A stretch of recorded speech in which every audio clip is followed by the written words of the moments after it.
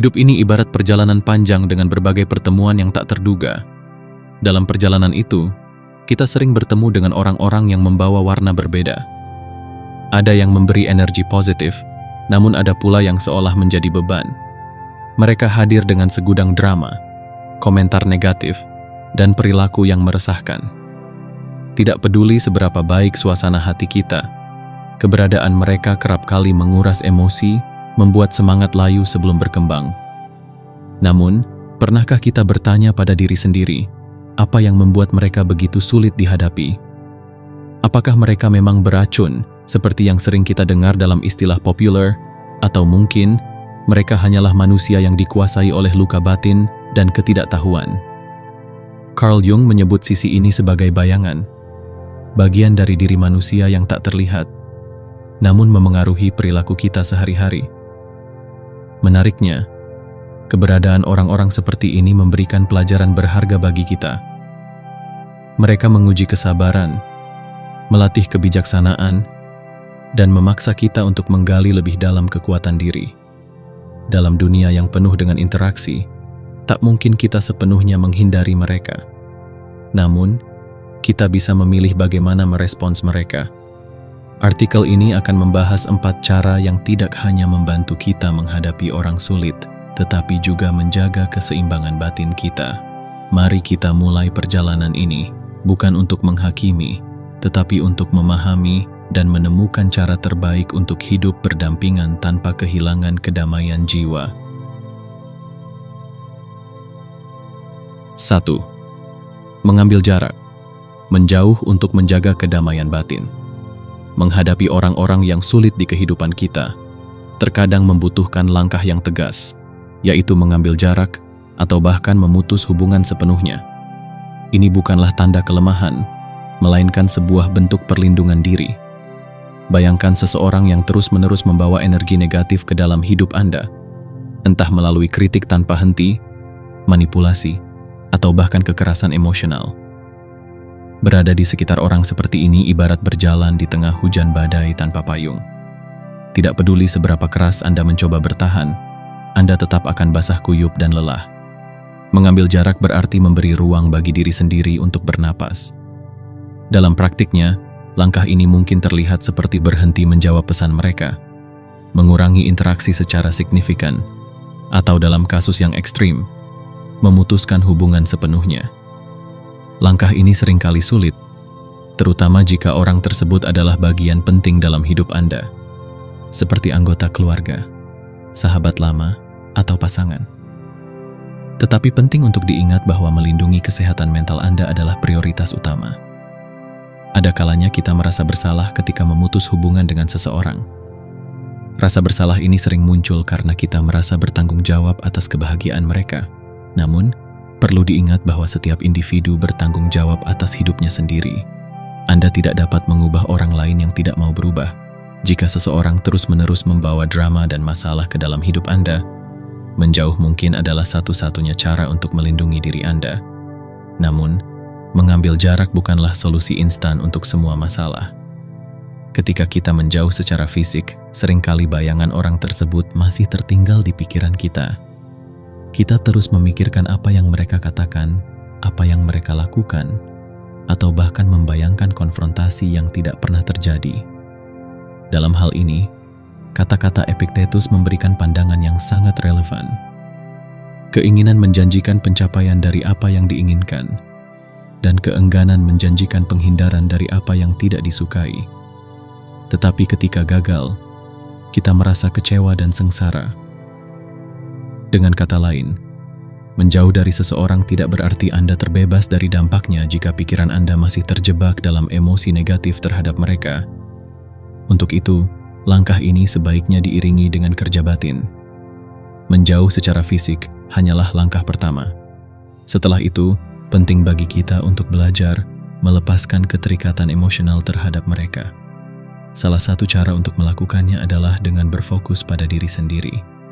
Membangun kembali kepercayaan diri, menemukan kembali kebahagiaan dalam aktivitas yang Anda nikmati, dan merangkul orang-orang yang membawa energi positif ke dalam hidup Anda. menjauh juga memberikan pesan yang jelas kepada orang tersebut bahwa Anda tidak akan menoleransi perilaku mereka lagi. Dalam jangka panjang, ini bisa menjadi momen refleksi bagi mereka. Mungkin mereka akan menyadari dampak dari tindakan mereka, mungkin juga tidak. Tetapi itu bukan lagi urusan Anda. Yang penting adalah Anda telah mengambil langkah untuk melindungi kedamaian batin Anda. Mengambil jarak bukanlah tanda menyerah atau kekalahan. Sebaliknya, ini adalah tanda kekuatan dan keberanian. Anda memilih untuk tidak terjebak dalam lingkaran negativitas, tetapi melangkah maju menuju kehidupan yang lebih damai dan bermakna. Jika orang tersebut suatu hari berubah menjadi pribadi yang lebih baik, pintu rekonsiliasi selalu terbuka. Namun hingga saat itu tiba, Anda memiliki hak penuh untuk menjaga jarak demi kebaikan Anda sendiri.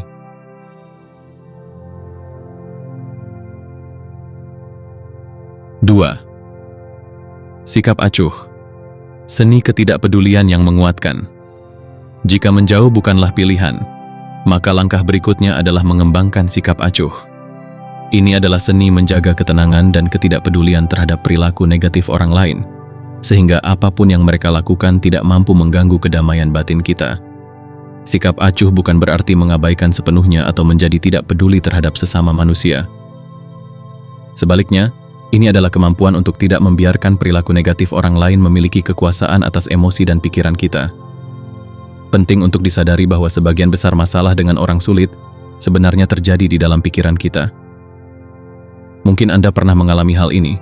Setelah berinteraksi dengan seseorang yang sulit, Anda terus memikirkan apa yang mereka katakan, membayangkan balasan yang seharusnya Anda berikan, atau bahkan merasa marah dan kesal selama berjam-jam setelahnya.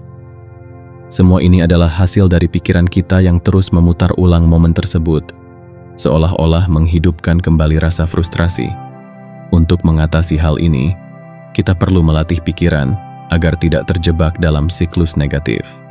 Sikap acuh dimulai dari kesadaran bahwa Anda tidak bisa mengontrol apa yang orang lain katakan atau lakukan, tetapi Anda memiliki kendali penuh atas bagaimana Anda meresponsnya. Saat menghadapi orang sulit, cobalah untuk tidak bereaksi secara impulsif. Biarkan kata-kata mereka berlalu begitu saja, seperti angin yang lewat tanpa membawa dampak. Ingatlah pepatah bijak. Kata-kata hanya memiliki kekuatan jika kita memberikan kekuatan itu kepada mereka. Melatih sikap acuh memerlukan latihan dan kesabaran. Salah satu cara efektif untuk mengembangkannya adalah dengan berfokus pada momen saat ini. Ketika kita hadir sepenuhnya dalam momen sekarang, pikiran kita tidak lagi terjebak pada hal-hal yang sudah terjadi atau yang mungkin terjadi. Sebagai contoh, jika seseorang mengatakan sesuatu yang menyakitkan, alih-alih memikirkannya berulang kali, fokuslah pada apa yang sedang Anda lakukan. Mungkin Anda sedang berjalan-jalan, mendengarkan musik, atau menikmati secangkir kopi. Rasakan sepenuhnya aktivitas tersebut, sehingga pikiran Anda tidak memberikan ruang bagi energi negatif untuk berkembang. Sikap acuh juga dapat diperkuat dengan mengubah cara pandang kita terhadap orang sulit. Alih-alih melihat mereka sebagai sumber frustrasi, anggap mereka sebagai guru kehidupan. Setiap interaksi dengan mereka adalah kesempatan untuk melatih kesabaran, ketenangan, dan pengendalian diri. Dengan cara ini, kehadiran mereka menjadi lebih mudah diterima, bahkan ketika mereka masih bersikap negatif. Namun, sikap acuh bukan berarti Anda harus membiarkan diri Anda diperlakukan dengan buruk. Jika perilaku seseorang sudah melampaui batas, Anda tetap memiliki hak untuk menetapkan batasan. Bersikap acuh bukan tentang membiarkan diri dimanfaatkan, tetapi tentang menjaga jarak emosional tanpa kehilangan kendali atas diri sendiri. Pada akhirnya, sikap acuh memberikan kebebasan yang luar biasa. Anda tidak lagi menjadi tawanan dari perilaku orang sulit. Apapun yang mereka lakukan atau katakan, Anda tetap berdiri kokoh dalam kedamaian batin Anda. Ini adalah bentuk kekuatan sejati, karena Anda telah belajar untuk tidak membiarkan hal-hal di luar diri Anda memengaruhi kebahagiaan dan ketenangan Anda. Dengan menguasai seni ketidakpedulian, Anda tidak hanya melindungi diri dari dampak negatif, tetapi juga menemukan kebebasan sejati dalam menjalani hidup.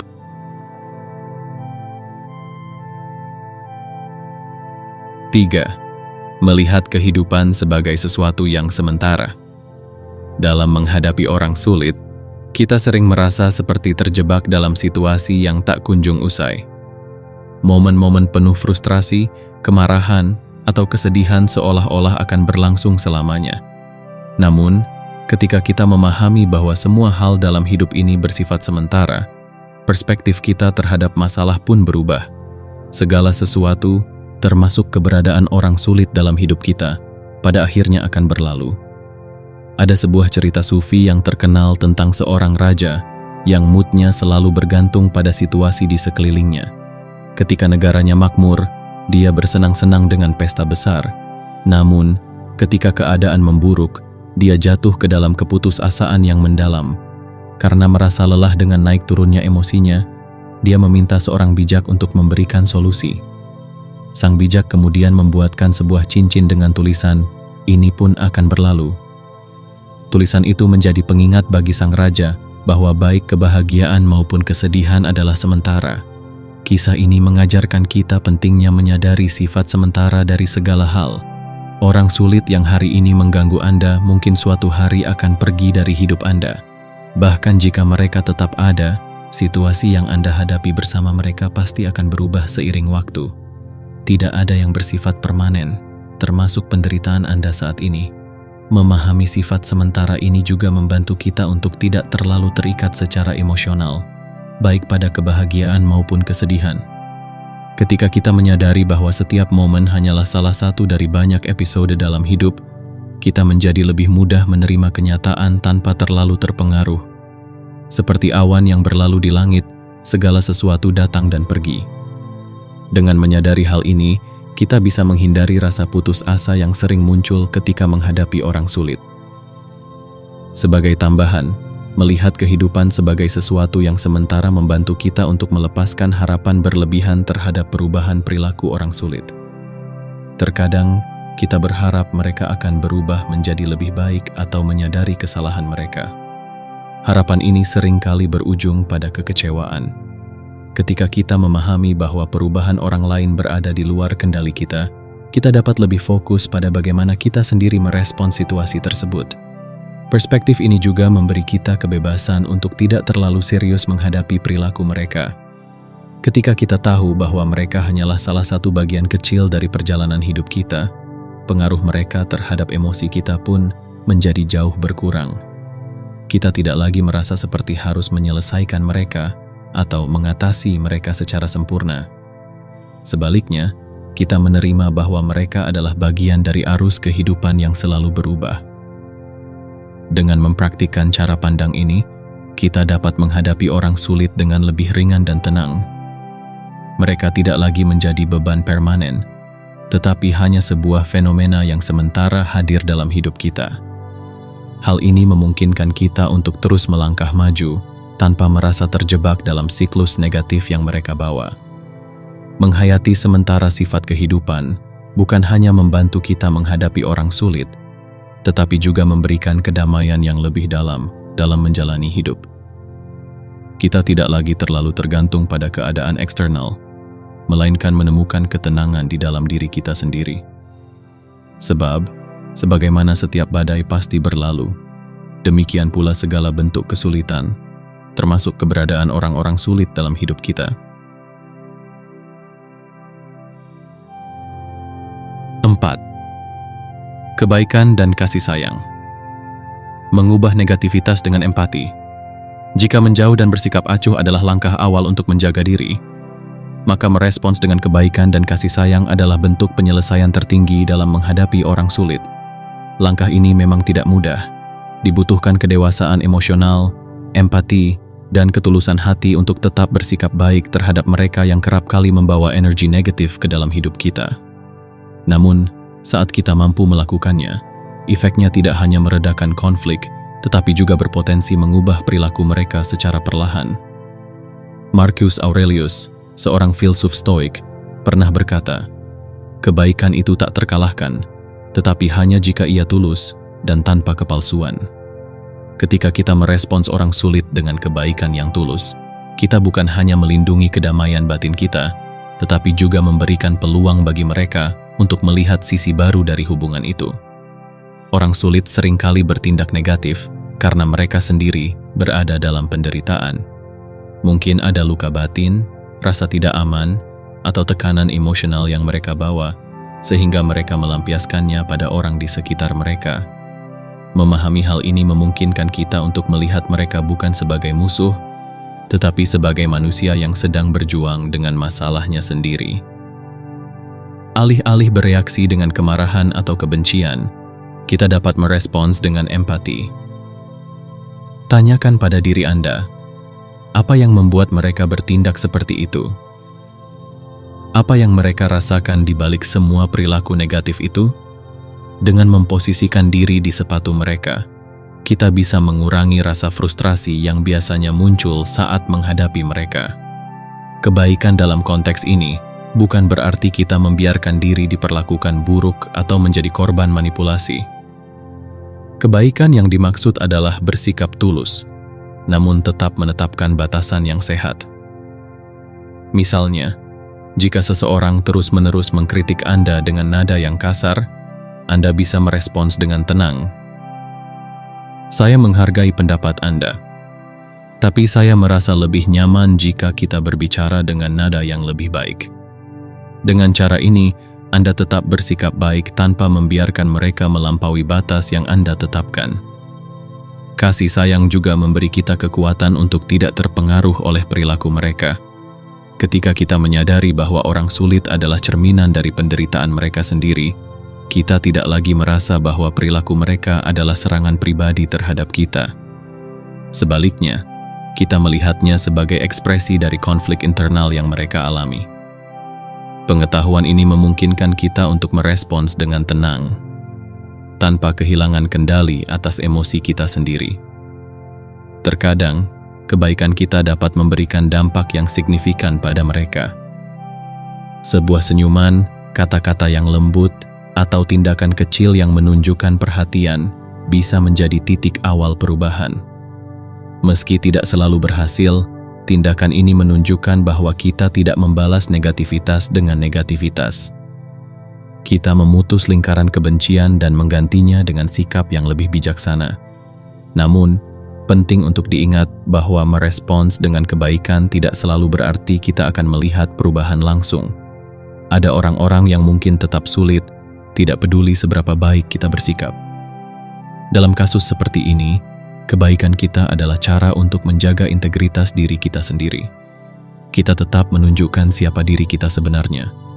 Orang yang tidak membiarkan perilaku negatif orang lain mengubah hati dan nilai-nilai kita. Pada akhirnya, kebaikan dan kasih sayang adalah senjata paling ampuh dalam menghadapi orang sulit. Mereka mungkin tidak berubah, tetapi kita tetap bisa menjaga kedamaian batin kita. Kita memilih untuk tidak menjadi bagian dari energi negatif mereka dan justru menawarkan sesuatu yang lebih baik. Pengertian, ketenangan, dan cinta kasih yang tulus. Inilah yang membuat kita tidak hanya bertahan dalam menghadapi mereka, tetapi juga berkembang sebagai manusia yang lebih bijaksana dan penuh welas asih. Menghadapi orang sulit adalah bagian tak terhindarkan dari perjalanan hidup kita.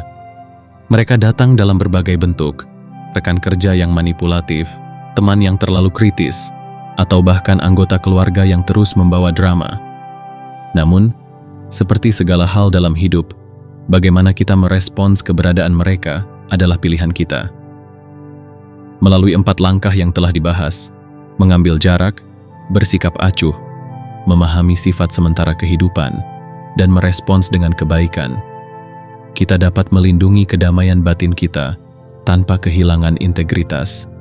Setiap langkah ini bukan hanya cara untuk menghadapi orang sulit, tetapi juga latihan untuk memperkuat karakter kita. Ingatlah bahwa orang sulit, pada dasarnya, hanyalah manusia yang juga sedang berjuang dengan dirinya sendiri. Mereka, seperti kita, memiliki luka, rasa takut, dan ketidaktahuan yang memengaruhi perilaku mereka.